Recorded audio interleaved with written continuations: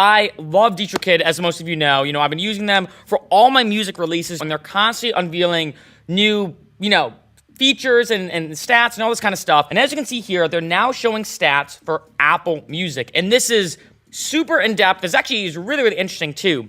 Now before, back in the day, way back in the day, they just had Spotify stats, so obviously Spotify streaming stats, and downloads. Now they're being more specific. So iTunes and Amazon is basically all the downloads from iTunes and Amazon. Spotify is all the stats from Spotify, obviously. And now they just added the Apple Music stats function.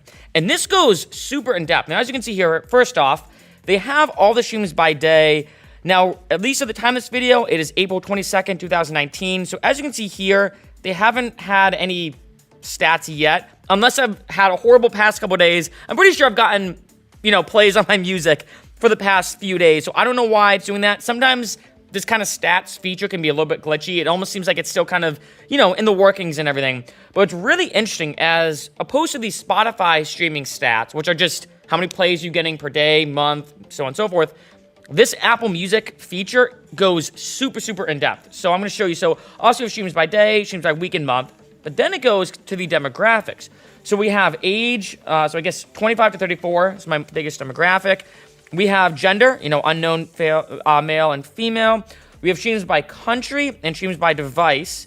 And then this starts getting really, really more in depth, which is kind of cool, like as it has streams by system, but then listening stats, completed the track, skipped it, other, manually changed it, they paused it. Offline streams and online streams by source, so it's kind of interesting seeing from here.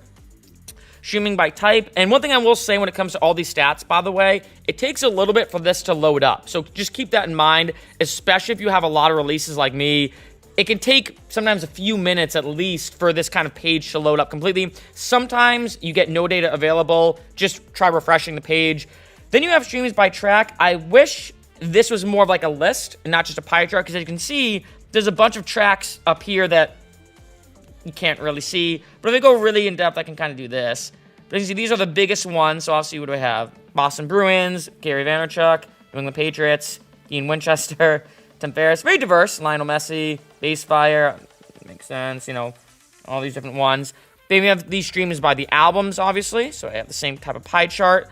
And then unique listeners by day. And then lastly, and this is super, super cool, is they have streams on a map. So as you can see here, so it seems like almost on the east coast of North America is my most popular, but obviously I can zoom in. So I can click, say, that one, and now boom, now I have all this. So I have, I guess LA makes sense. Obviously that's where I live.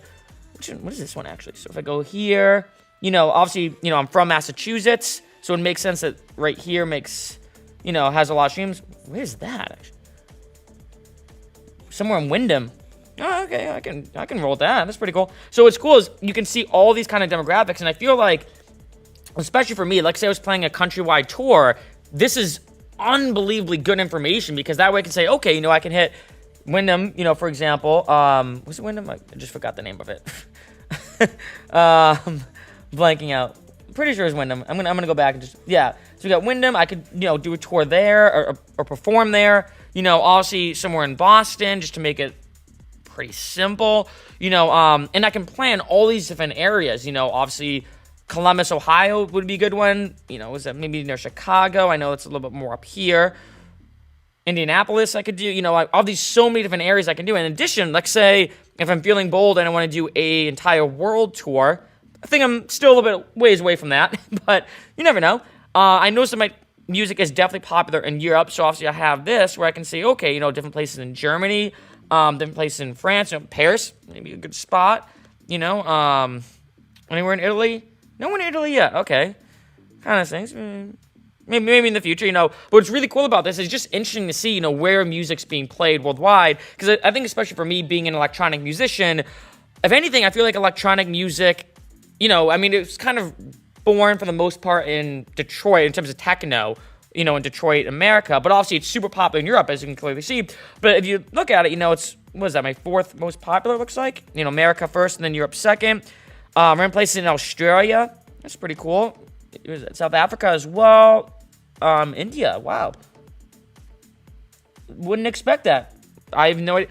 Now, obviously I can zoom in. I do kind of wish it did say, like, the exact song, because I'd be curious, like, I do have a couple songs that are actually Arabic EDM songs that I made. They're kind of have a Middle Eastern kind of melodic structure. So I do kind of wish they said which songs, because I'm assuming that is the songs, that one particular song is called Tease.